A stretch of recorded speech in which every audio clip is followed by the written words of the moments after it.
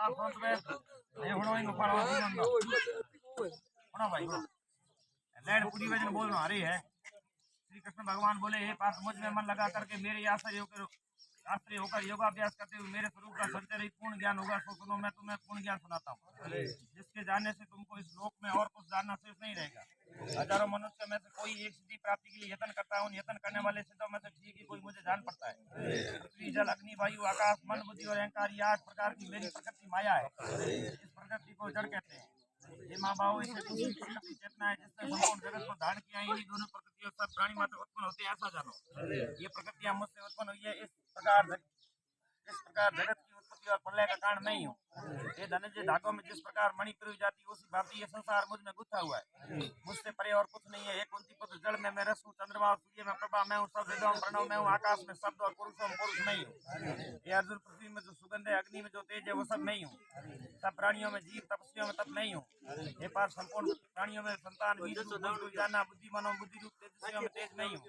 ये वर्ष काम और रोग रहित बलवान पुरुषों में बल और पुरुषों में धर्म के विरुद्ध जाने वाला काम मैं ही हूँ। जितने सात्विक राजस तामस पदार्थ है मुझसे ही उत्पन्न हुए परंतु मैं उनमें नहीं रहता हूँ। ये मुझ में तीनों गुणों के भावों से ये सारा संसार मोहित रहता है। इस प्रकार ये मुझसे परे मुझ अवय परमात्मा को नहीं जानता। मेरी ये गुण माया दिव्य माया अत्यंत दुष्टर है। जो मुझको अनन्य भाव से भजते हुए माया से पार चले जाते हैं। जो पापी मूड नराधम माया ने जिनका ज्ञान हर लिया आसुरी भाव ग्रहण किए वो मुझको नहीं पाते। हे भारत श्रेष्ठ अर्जुन 4 प्रकार के मनुष्य मुझको भजते हैं। दुखिया जिज्ञासु ऐश्वर्य की कामना करने वाला ज्ञानी जिनमें सदा मुझ में एकाग्रचित मेरी भक्ति करने वाला ज्ञानी पुरुष श्रेष्ठ है। क्योंकि मैं ज्ञानी को अत्यंत प्रिय हूँ। वो मुझको प्रिय है। यदि भी सभी भक्त अच्छे तथापि ज्ञानी तो मेरी आत्मा है। क्योंकि वह मुझ में ही मन लगाकर मुझको ही सर्वोत्तम गतिमान मेरा ही आश्रय ग्रहण करता है। अनेक जन्म के अंतर ज्ञान ही मुझे पा लेता है। ऐसा महात्मा अत्यंत दुर्लभ है जो सब जगत को वासुदेव में समझे।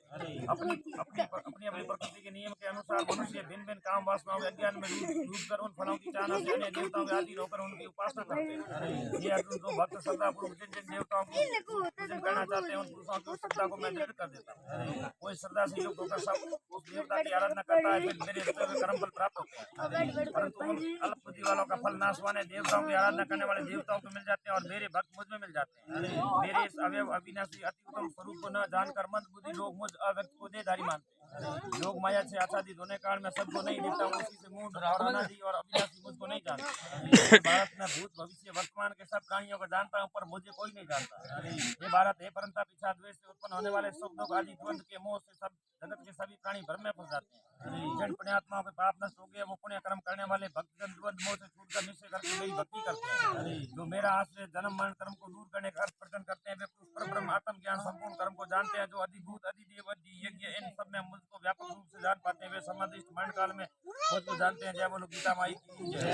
जय बोलो कृष्ण भगवान की जय। मम्मी यजमान से कार्य सत्य सत्य भगवान हाथ में बार जो फल है जीवात्मा देव जीवन हिम्मत अर्पण करे जीव कल्याण में मोक्ष में मन वचन कर्म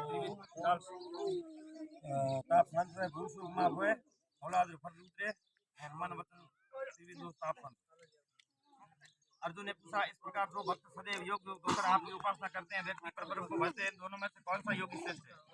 भगवान बोले जो मेरे विषय में मन लगाकर श्रद्धापूर्वक मुझको भजते हैं उत्तम योगी है। परंतु जो इंद्रियों को संयम करके सर्वज्ञ समदृष्टि न करने वाले सब प्राणियों के हित में लगे हुए अकथनीय अव्यक्त सर्वव्यापी अचिंतनीय निर्विकार अचल ध्रुव अक्षर का भजन करते हैं वे भी मुझे प्राप्त होते हैं।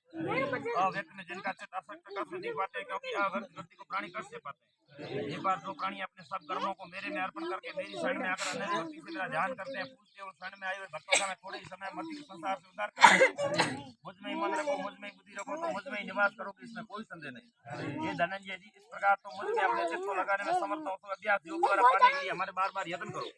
यदि अभ्यास भी न कर सको तो मेरे उद्देश्य से वर्तादी करो मेरे लिए तुम कर्म करोगे तो मुक्ति अवश्य प्राप्त होगी। यदि ऐसा भी न कर सको तो मन को रोकर अनन्य भाव से मेरी शरण में आओ फल की आशा छोड़कर कर्म करो क्योंकि अभ्यास से ज्ञान उत्तम है ज्ञान से ध्यान श्रेष्ठ है ध्यान से कर्मों का फल त्यागना श्रेष्ठ है। ध्यान से शांति प्राप्ति होती है जो किसी से द्वेष नहीं करता सबका मित्र है दयादारी है ममता अहंकार जिसमें नहीं है सुख को जो समान जानता है क्षमावान है संतोषी इंद्रियों को वश में रखता है जिसने मुझ में अपना मन और बुद्धि लगे ऐसा मेरा भक्त मुझको प्रिय है। जिसमें न लोगों का भय है न लोगों से डरता है जो ऐसा हर ईर्ष्या दुष्टों से भय विचार से नहीं जब वो मेरा परम प्रिय है। जो कुछ मिले उसी में संतोष